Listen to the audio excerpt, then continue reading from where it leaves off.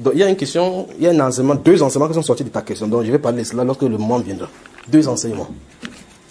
S'il n'y a pas de questions, souvenez-vous de, lorsque je parle de ces choses par prophétie et que ça vient, laisse dans l'enseignement, je mets sur Internet, c'est pour que les gens qui sont là-bas puissent comprendre. C'est pas pour vous ici, parce que je vous avais dit une de ces années que Dieu va faire que les gens vont rentrer du pays, de leur pays pour venir ici. Et maintenant, l'Afrique va être l'endroit où il fera bon vivre sur la terre. L'Afrique. L'Afrique sera un endroit où il fera bon vivre sur la terre. Où des gens qui sont à l'extérieur n'auront pas le choix que de revenir ici.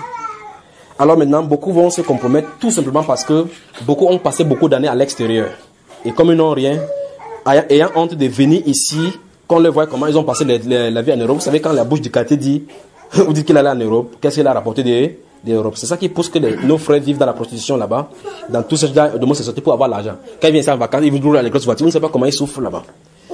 Je dis toujours à mes bien-aimés qui sont là-bas que ça ne sert à rien d'avoir honte et aller en enfer. Tu rentres au quartier, on dit que tu es allé en Amérique, tu allais amener quoi? Demande-lui si c'est lui qui t'avait envoyé là-bas.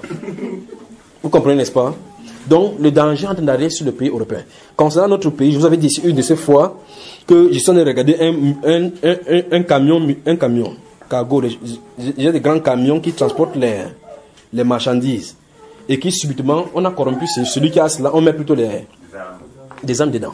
N'est-ce pas? Vous savez qu'on a arrêté, n'est-ce pas? Vous savez qu'on a arrêté les camions qui transportaient des armes. C'est pas terminé parce qu'il y a des infiltrations encore. Ça va toujours arriver. Mais souvenez-vous, quel qu'en soit le cas, Boko Haram ne peut pas avoir la victoire sur le Cameroun. Maintenant, souvenez-vous de l'une de ces visions-là. Et c'est ici donc qu'il faut qu'on demeure dans la prière. Je vous ai dit que quelque chose est arrivé dans le nord, les Français sont venus intervenir. Quand ils sont intervenus, j'ai remarqué le drapeau français qu'ils ont piqué comme ça, pam. Quand ils ont piqué le drapeau français, ils se sont tournés au niveau de Yaoundé. Ils ont regardé, quand ils ont regardé dans la vision, ils ont regardé Yaoundé. Ils ont regardé Yaoundé. Donc, ils sont en train de tourner tout genre de machinations pour déstabiliser ce pays-ci. Le pays n'est pas entre les mains des gardiens, n'est pas entre les mains des militaires. C'est entre les mains des chrétiens. C'est à nous de tenir ferme dans la prière. Souvenez-vous, quel qu'en soit le cas, la volonté de Dieu seul qui doit s'accomplir. D'accord, frère? Maintenant, souvenez-vous encore de ce que je vous avais dit. Souvenez-vous de ce que je rappelle seulement, chaque fois il vous dit, notez. Si vous mémorisez, vous gardez tout ce qui est là. Voici par exemple quelqu'un qui suit il dit, et ces jours-là, quand il voulait sortir, monsieur tourné là-bas, il dit que voici le signe. Lorsque Obama va avoir un problème, on va aller à l'hôpital. Vous étiez là, n'est-ce pas? Quels sont ceux qui étaient là? Donc vous tous qui avez suivi quand c'est sorti ainsi. Il est à l'hôpital, je crois que c'est le 6, le 7 décembre, n'est-ce pas? Donc c'est vraiment proche. Alors qu'est-ce qui est en train d'arriver à l'Amérique? Qu'est-ce qui est en train d'arriver? Qu'est-ce qui est en train d'arriver à l'Amérique? Donc, c'est vraiment l'heure où chacun doit vivre vraiment dans la sainteté. D'être la sainteté, c'est n'importe quoi arrive. Parce qu'en réalité, vous n'avez pas de protection nulle part quand Jésus-Christ est notre Seigneur. Il n'y a pas de protection. Vous dites, j'ai mon père qui est colonel. Quand si on tire la balle, lui, il sera le premier à fuir. Parce que c'est ce que la balle fait. Est-ce que vous comprenez? Donc, c'est que la stratégie que Boko Haram ne peut pas vaincre. Parce que quand tu combats déjà étant du côté du mal, tu es mal barré. Quand tu combats déjà du mauvais côté, tu es mal barré. De quelqu'un de tuer les innocents, prendre les vierges, tuer, faire des sacrifices pour boire le sang, pour venir faire la guerre, ce n'est pas ça que Dieu veut. Quelles qu'en soient les idées. Parce que c'est ce qu'elles font. Elles tuent les filles. Elles enlèvent les appareils génétiques pour faire les remèdes, pour qu'on tisse, ils n'en entrent pas. C'est pour cela que la prière, c'est une guerre spirituelle. C'est une guerre spirituelle. Des choses que je n'ai pas l'autorisation de vous dire. C'est une guerre vraiment spirituelle. Vous entendez, ils bombardent un camp militaire. Comment ils ont fait pour arriver jusqu'à bombarder un camp militaire? On ne peut même pas les arrêter. Parce qu'ils sont invisibles. Mais on va prier. D'accord, demeurer dans la prière parce qu'ils savent que c'est spirituel. Ils peuvent utiliser les esprits maléfiques pour tétaniser les gens. D'accord, frères et sœurs? Donc que le Seigneur vous bénisse. Restez seulement dans le camp, dans le silence. Mais le plus grand danger, c'est vos proches qui sont en Amérique. Je dis bien vos proches qui sont en Amérique. C'est eux qui sont en danger. Le plus grand danger, c'est là-bas.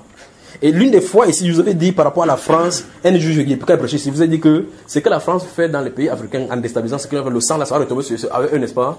Observez maintenant, ils ont un problème après problème dans leur pays. Je vous avais dit que c'est dans leur territoire, ça va aller. Ça va arriver au niveau où il y a une inondation qui va entrer dans les villes de façon record. Maintenant, vous avez suivi ici aussi. Vous avez suivi là maintenant. Gardez donc cela. Donc ça va arriver au niveau où l'eau va entrer même en plein Paris. L'eau. En plein Paris, avec une inondation record. C'est ceci, record. Gardez bien le mot, record. C'est-à-dire que c'est historique. On n'a jamais vu ça en France. C'est un signe que Dieu a appelé les gens de Paris à la repentance. Mais qu'en est-il de notre pays alors? Donc, demeurer dans la prière, dans le jeûne pour ce pays-ci. Je suis en train de demander au Seigneur depuis la grâce qu'il nous donne un jour où on va prendre 3 jours de jeûne et de prière pour le pays.